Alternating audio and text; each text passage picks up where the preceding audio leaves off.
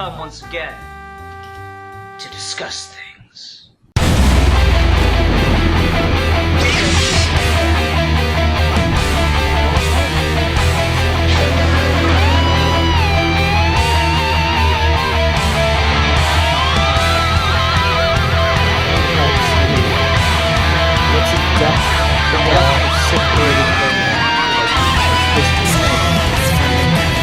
Oh, got it. Never mind. Greetings, kiddies! It's your old pal Sick Pot 2 here with my very good friend Steve Axie on this episode of Ghouly Gentlemen. Here today to talk about your old pal, the CryptKeeper. Hi everyone. How you doing?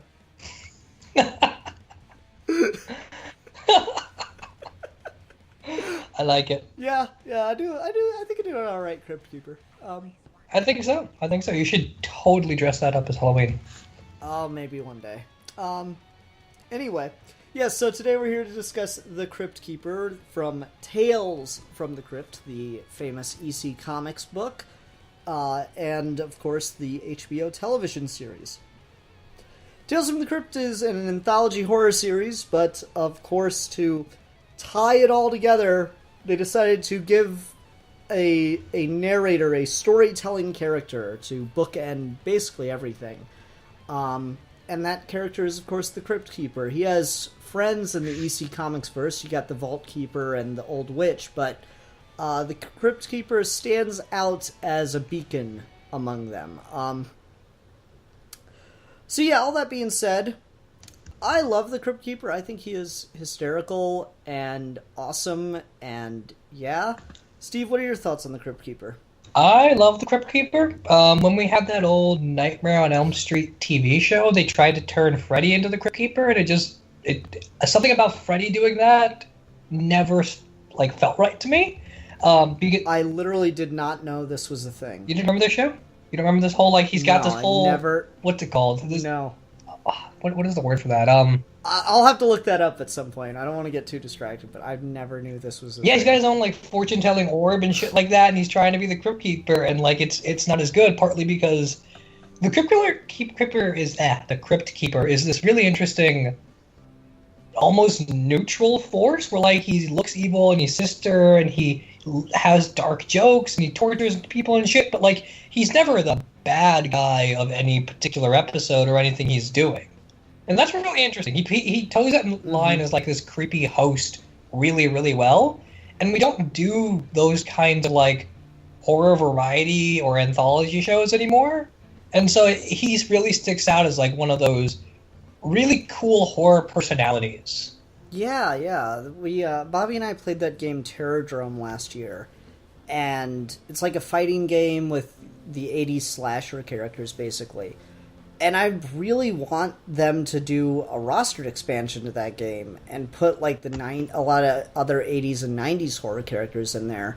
And CryptKeeper totally has a place. He has that horror icon look to him. And I've read old Tales from the Crypt comics. I've read the 2 issues of the new volume that are out. Thanks, EC, for consistent publishing. That volume has been out for, I think, a year straight, and it has produced 2 issues. I like the classic CryptKeeper. He's at heart, he's the same character, but there is something about the HBO skeletal undead CryptKeeper that just goes straight to iconic for me. I do not have the time of day for old man CryptKeeper, but you give me HBO CryptKeeper with the skeleton and the wearing rags and just that voice, so much about it. It's it is perfectly designed. You have those characters that are just perfectly designed for their function, and he is one of them. It's true. He absolutely is. Who's the guy that does the voice? John something?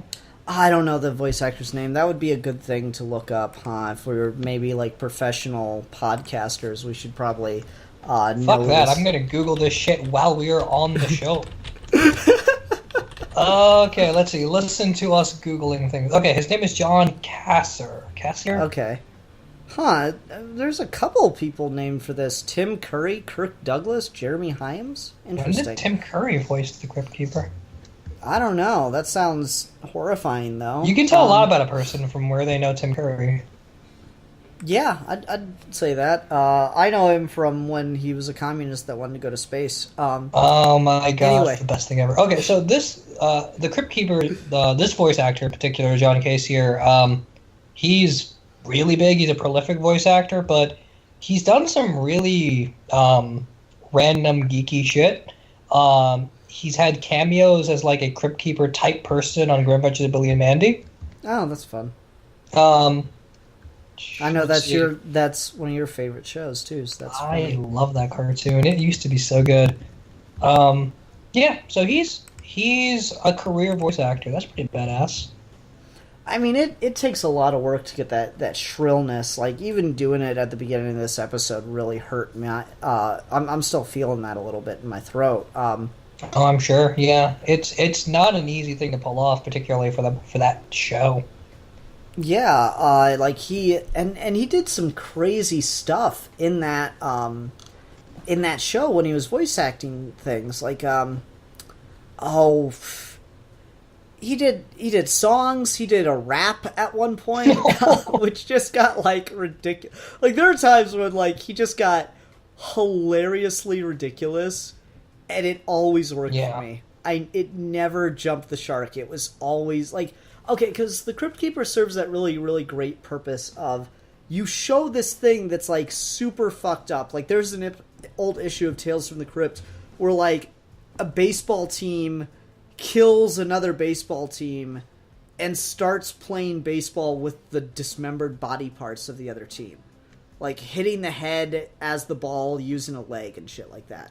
And then the Crypt Keeper would come in and like say some funny shit. It's like, oh, these boys are having a real ball. Just shit like that. It's that certain kind of dark humor where it's, it's puns, so it's just innocent enough. It's the dark humor. It gives a nice like exit ramp from the kind of gruesome, horrific imagery, and it just sells it a lot better. Do you think someone like the Crypt Keeper works when you're not doing sort of almost Goosebumps style horror? Because like Tales from the Crypt is creepy and it's interesting and stuff like that. It's not bad in any way, but like part of that show is that it's campy horror. And I don't know if the Crypt Keeper works in a context that is not that style of campy horror.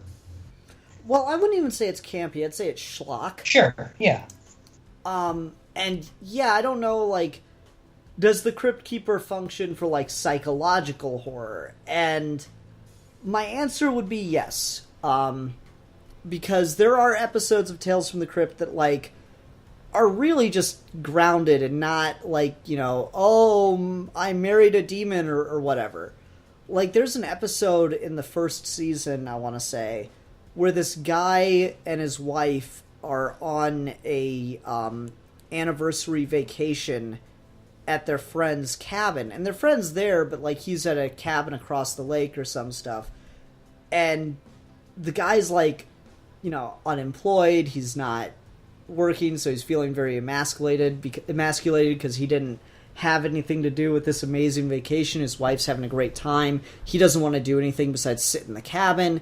And so his friend is taking his wife out on like boat trips and stuff. And so in the guy's head, his wife is cheating on him with his best friend. And so he murders them both. And he drags the bodies across a dock, and it's this really long, prolonged scene of him dragging both these bodies into this separate, I want to say it's like a fishing hut or something, and turns on the light, and he's got the body, and like all his friends and family are there because his wife was planning a surprise party with his best friend. And like, that's a really haunting, not schlocky at all, psychological kind of horror moment to me. Yeah. And the Crypt Keeper comes in, and he's got that like bittersweet kind of, making fun of the guy for being too suspicious. It's on some level, it's a neat little take on toxic masculinity. I don't think they thought it through that much, but it's there. Sure. But the Crypt Keeper's there to, like, you know, kind of take that... I don't know if shock's the right word away. Take that punch for you. Like, Crypt Keeper will be there, and, you know, I can imagine reading a story like that and not really knowing how to process it after the fact. But having Crypt Keeper there to be a stupid pun kind of laugh after the fact really helps soften the blow in a lot of ways. Yeah, he's an interesting mediating force in a lot of ways with this. Where, like, the stories that are being told in Tales from the Crypt and the whole sort of, like, Crypt Keeper narration intercutting them, the show was never so smart as to play with that, but there is something really interesting about, like, what is it about how scary or not scary these stories are when they're coming from the perspective of someone as deranged and creepy as the Crypt Keeper himself. Mm-hmm. And then whether or not... So is the thing that's scarier the story he's telling you or the way he's telling it to you? There's that, and then there's just, like, the nature of how he acts, how he thinks. You know what? I would bet you $1 to donuts would be a great idea. The Crypt Keeper meets the Addams Family. Oh my god, that'd be the greatest thing ever. I miss the Addams Family. Yeah, those guys would get along, particularly the '90s movie Addams Family. That family is a lot darker than anything else with them. That is the best Addams Family. Oh, definitely. So, like, yeah, Crypt Keeper really fits in with that whole aesthetic of, like, oh, death and the macabre are just fun and cool and enjoyable. It's neat. And on some level, yeah, that's kind of what horror is that fascination with those things. There is that undeniable, like, I don't want to look, but I can't look away kind of aspect to horror.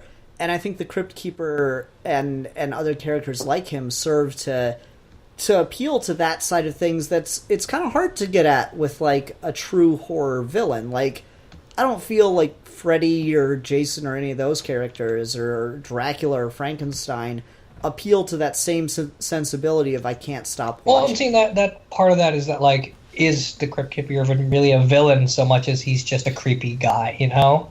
We're like, it's interesting in that he's scary more for things outside of his control than he is. Like, he's not the guy running around with a chainsaw trying to kill you, you know?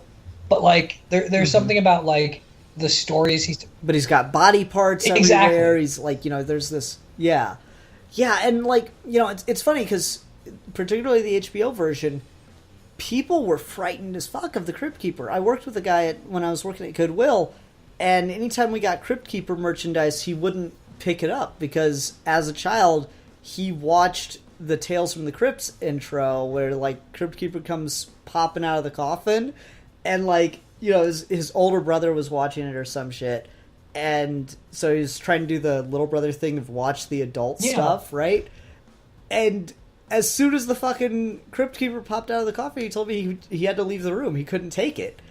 And I don't know, there's that, like, very particular aspect of the way he's designed and the surroundings that he has, that he is this undeniably creepy and, for all intents and purposes, villainous-esque character.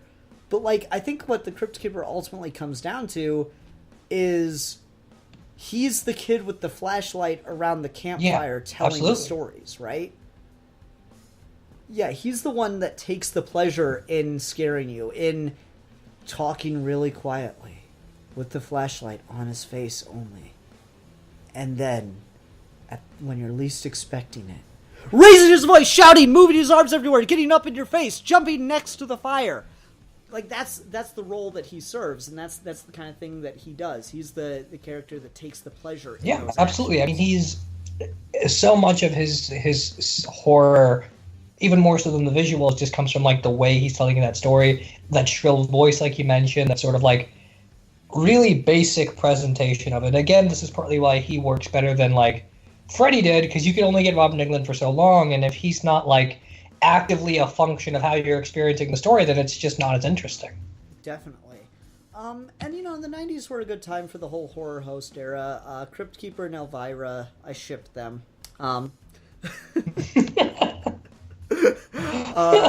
Elvira's a very different thing, but still, I ship those two.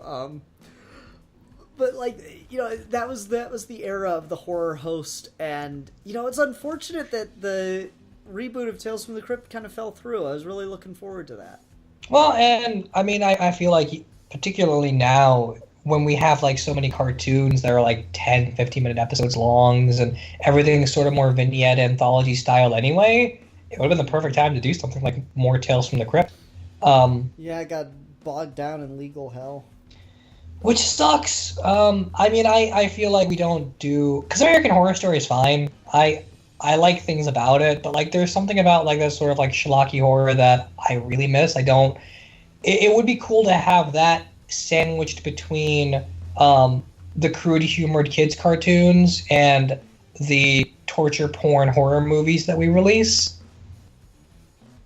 Yeah, more schlock just in general would always be fun. Yeah. I don't know. I'm a big fan of schlocky horror because it's like it gets that premise of like horror being fun. Like I like Alien. I think it is a good film. I don't like particularly care for it, but I will acknowledge its goodness. But between Alien and Jaws and all these other fucking movies, I'm like, just show your fucking monster. God damn it. Why is this so hard? There's something appealing about watching a horror movie where, like, the monster looks horribly fake and it's kind of funny and it's scary, but you still want to laugh at it anyway, kind of thing. Like, so many... Yeah. Tales from the Crypt is a thing you'd, like, turn on and watch with, like, 3 or 4 friends and, you know, laugh at. Mm-hmm. Yeah, but at the same... I kind of miss that. Yeah, there's that underlying thing of there's still a creepy aspect to it. And just, you know, showing your monster, showing the horrific side of your horror thing is okay. Like, everything tries to be this, oh, it'll be creepier if you never see the monster. I'm like, that is a trick that only works so many times. Yeah. And, like, I feel like too many things use it as an excuse to be low budget, you know? Yeah. To not, you know, put much into their monster design and stuff. And I don't know, I like it a lot more when you get stuff that's more creative, more expressive with those kind of things. Yeah. And so Tales from the Crypt definitely serves that role. And like, I really would have liked to see Tales from the Crypt on modern day television.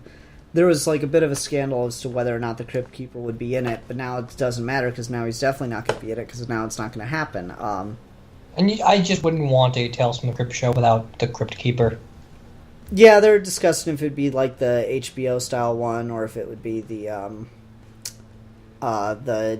more comic book style one, and I don't know. I don't particularly care. Just give me the damn Crypt Keeper.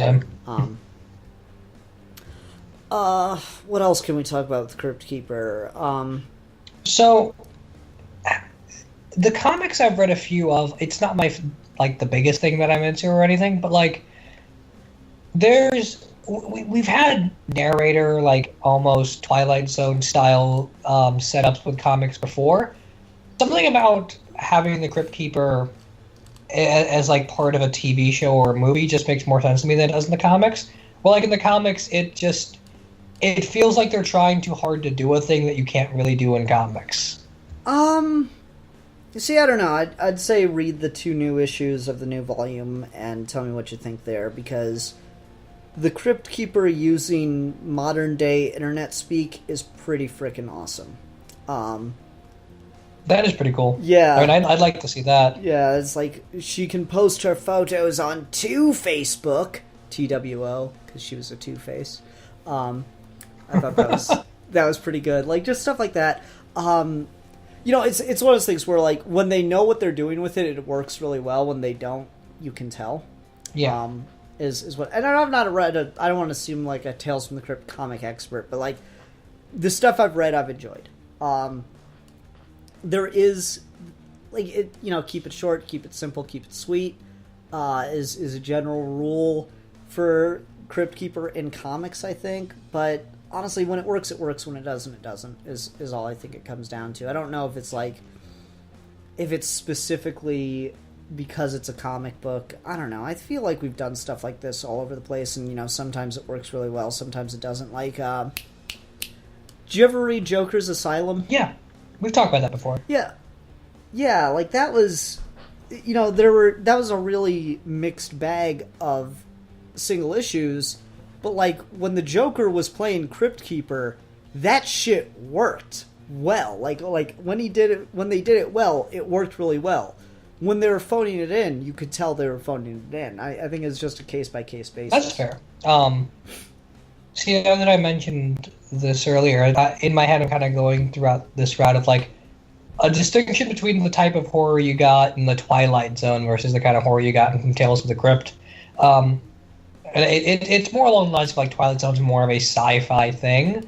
But, like, even so, stuff like the Twilight Zone, stuff like Tales from the Crypt, I wish we did more of it in general. I like that whole sort of, like, here's an introduction by a weird, creepy figure explaining to you a weird, schlocky horror situation and commenting throughout your watching of it. Like, Goosebumps on a budget. Yep. I miss it. Mm-hmm, definitely. And, like, I don't know, there's some more modern anthology stuff. Like, Black Mirror is kind of an anthology sci-fi show. Yeah. It's got a little bit of a horror tinge to it, more like psychological.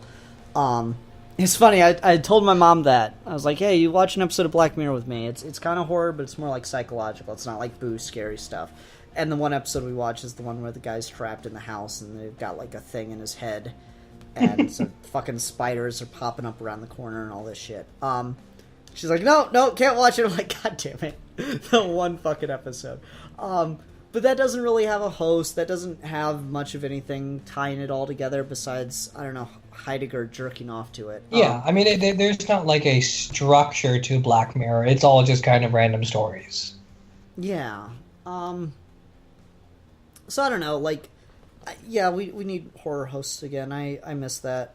I wonder what Elvira's up to these days. Exactly. Did you ever watch the Elvira movie? Yeah, of course. Yeah, I love that movie. That shit was hilarious.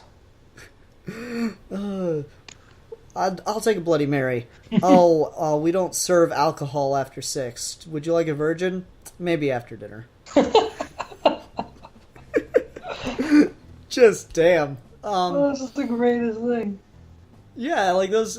That's why I shipped them. Not because it's a male and a female horror host. It's because they both are so damn witty with the words. Like, God, I was always so impressed by, like, how much work they put into these horrible puns for the CryptKeeper and how they write him. Like, oh my God, it's ridiculous. Oh, but it's the best. Horror puns are nothing but the best. Yeah.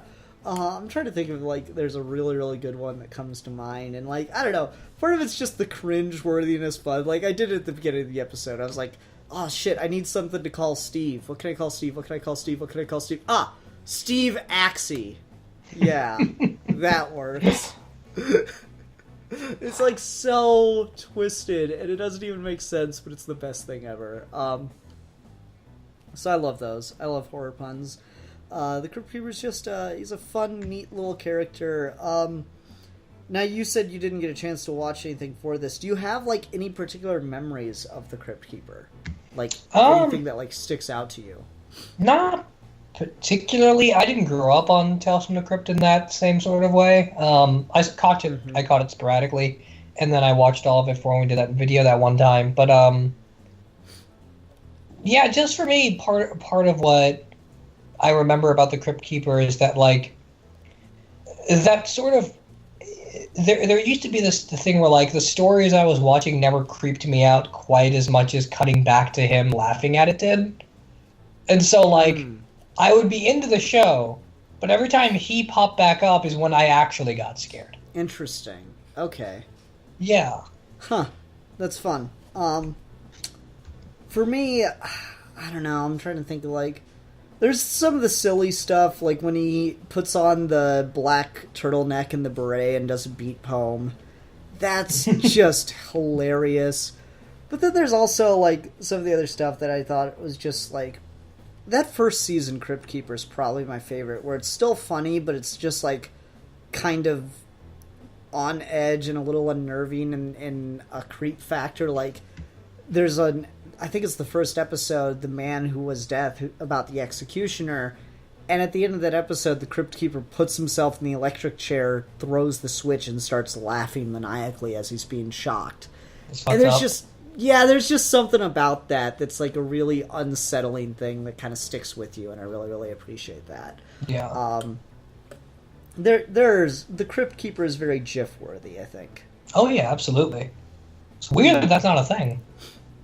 I'm sure there are. Like, I know at one point I found a GIF of him popping out of his coffin. Well, it just isn't like a lot of times they would those kinds of things like take a life of their own outside of their source material, and I haven't seen that with the Crypt Keeper. I feel like that should happen. Internet, you have a mission now. It's October. Well, it's not October. It is. In October. Quit breaking the imagery, Steve. I'm sorry, I forgot. Pay no It's attention October. to the Steve behind the curtain. It's October. It's totally October. Breaking the illusion, man. You're breaking it. You're pulling him out of the Matrix. There's a horror movie we could talk about.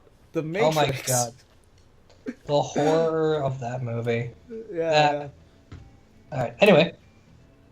Okay, so I already said my favorite design for the Crypt Keeper is the HBO series. Do you prefer that to the comics version too? Yeah, I mean that's just the one that's always popping into my head. Like that's I think the iconic Crypt Keeper. Mm-hmm. Yeah, I think so. Alright. As far as recommendations for this episode, I'll go with obviously the HBO series. The new comic, all 2 issues of it has been fun. It's got some, unique stuff like taking political commentary, and there's like a whole thing about cyberbullying that was pretty good. In those 2 issues, those are Crypt Keeper stories. I think they're definitely worth your time, and fucking EC Comics put out more. I don't understand starting a series and only getting 2 issues in. I mean, like Kevin Smith started Daredevil Bullseye Target and only got 1 issue in. Still waiting for that. It's been 15 fucking years. I'm still waiting for that. Ouch. Any recommendations besides mine, Steve? I mean, I just don't know the most about Tales from the Crypt, so I'd probably just go with the HBO show, honestly. Okay. Alright. Steve, who are we going to be talking about next time? Next time, let's talk about, trying to be creative. I don't want to go to, like, the same standard horror characters everyone always thinks of, or even I always think of. So let's talk about,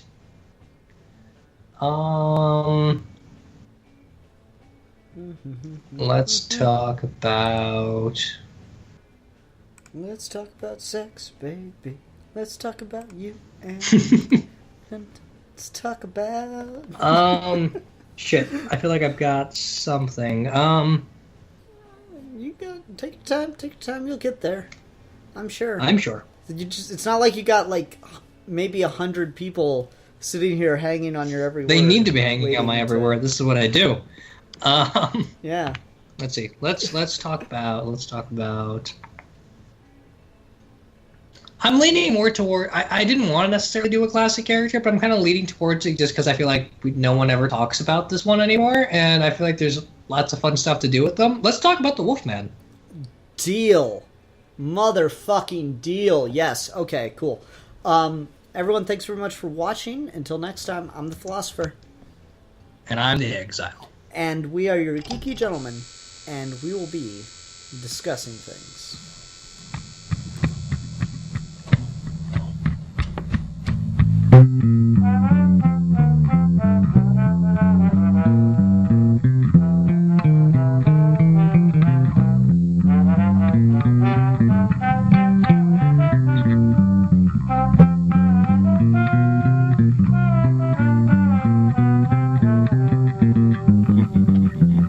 Ha ha ha ha!